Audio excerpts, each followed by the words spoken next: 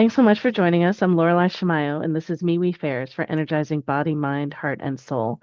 We have events throughout the Northwest, many online, and we interview our practitioners and vendors so you get a chance to know who we are before you meet us at an event. I'm excited to be here today with Christa McAllister. Christa, it's great to be with you. Thank you. Nice to be here. So tell us, what is it that you do? What do you offer at our events? Tarot readings. So, and what motivates you to do tarot readings, and what cards do you use, and all those kinds of things? Oh, that's a big, long story. Gosh, it must have started 20, 25 years ago with my own awakening, using the tarot mainly for myself, for my spiritual growth. Because I found that my own ego would get in the way and the cards would call me out. And so it showed me patterns that I was wanting to break, and brought a lot of the subconscious to the conscious and gave me awareness to make better choices for myself on my path. And then what had you shift from using tarot for yourself to wanting to share it with others? Oh, well, this is interesting because this is kind of a coming out party for me in a way. There was a lot of fear associated with the metaphysical. It wasn't okay in my family. Um, so part of me even doing this interview is the empowerment of not letting that fear reign anymore. I have never marketed myself, and I've been doing tarot for 20, 25 years. It was always word of mouth and just kind of doing it on the side. And I got to the point where I guess I would describe it as out of the matrix, observing and letting go of the fear that kept me being my true authentic self. So this is actually very empowering to even speak about. So thank you for letting me do this. Oh, you're welcome. I talk about it as coming out of the witch's closet. Like there's definitely it's a big deal and raises all It kinds is of if, yeah, oh, go ahead. it is when you've been in tarot, it would be the Ten of Wands. It's kind of a burden over. It's self-imposed, but we don't realize it. So this whole journey that I'd like to help others with is that empowerment, through letting go of those things that keep us less than who we truly are. So Well, I imagine you do different types of tarot readings or you have different cards. Like how do you choose what you do with someone and what cards you use and all those things? well, I never really know till we get started.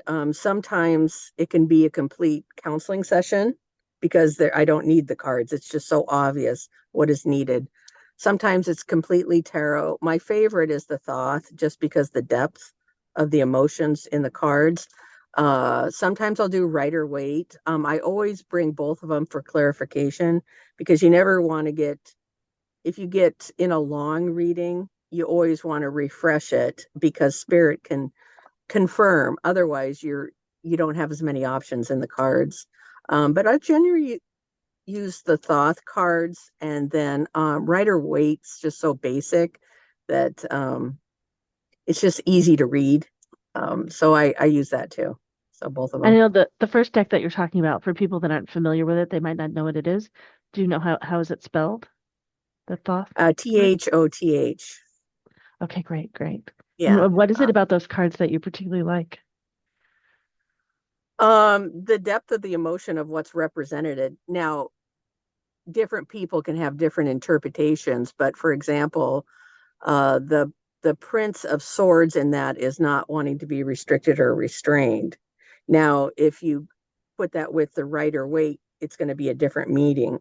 So it's I like to go deep pretty quick. So I like the emotions behind it a little more for depth of readings. So Are there particular types of questions that people typically come to you for, given the preference you have for how you do the readings, or you work on all kinds of different things, or so I like to think of it as being a partner with spirit.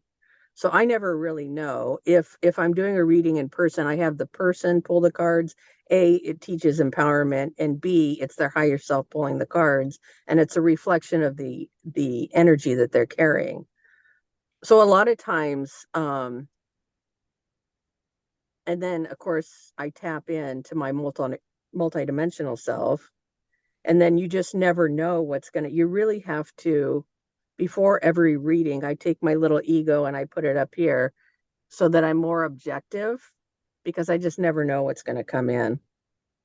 But it always amazes me, and there's always a message. So um it's getting out of your own way and just being a channel for people.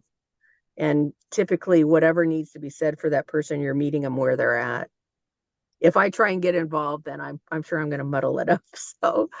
So it's a beautiful process. Um, and it lights me up. It's a passion that I love being that channel to help people. It's a platform for me. My goal now is I'm a social worker. I work in Native American communities. I've been doing that since 2010, first as an addiction counselor. Then I worked with grants with prevention to bring in different modalities because that's my other passion. In fact, I was able to bring in, I don't know if you're familiar with Robbie Stosh, but she's been doing healing work down in the Tacoma area for a long time. She's very talented. And I bring her up every 2 weeks to where I work to do energy healing. So that's another one of my passions because that's how I healed through my own traumas. So that's one of it. But the other one is the tarot cards for empowerment. Yeah. Great, great. I'm so excited for you. I'm thrilled to be able to be part of you, stepping out of the closet and sharing your work with the world. And I'm thrilled to have you be part of the MeWe community. Thank you. Well, if people do want to find out more about you, is there a hiding place online where they can find where you are? Yeah, a sneaky Well, place you I show up at? definitely need to Hmm? get better at marketing. I I do have a website. It is a Wix one, which isn't the easiest to. I guess if I showed you this online, could people read Or it just tell or us what is the not? name, what is your URL? How do they find you? Or what other contact info do you want them to use to find you if they see you on this interview and they want to reach out? I'm just going to give a phone number at this point. I Sure. think that's going to be the easiest. It's 425-891-1519. Um, I'll just put the card up for a second just so you can get an idea to my it's a little piece of. I don't know if you can see that very well or not. Sure, yeah. And we can't really see your phone number though. Did you want to come closer to the phone or we just get the idea Yeah, of your logo? yeah. Because Yeah, and it's I'll okay. be at yeah, be Yeah. in We different get the idea of fairs. your card, yeah, so we can see you. Yeah. The Great. idea being inner peace with the peace dove there. So Great. yeah. Great. Yeah, and I imagine you'll be more online as you, right, discover the safety out in the world and the And I do have a website. I have it on the back of my cards so that it's Mhm. easier to download. So I don't know if people can Yeah, download it from can't there. see. Yeah. All right, great. Well, Okay.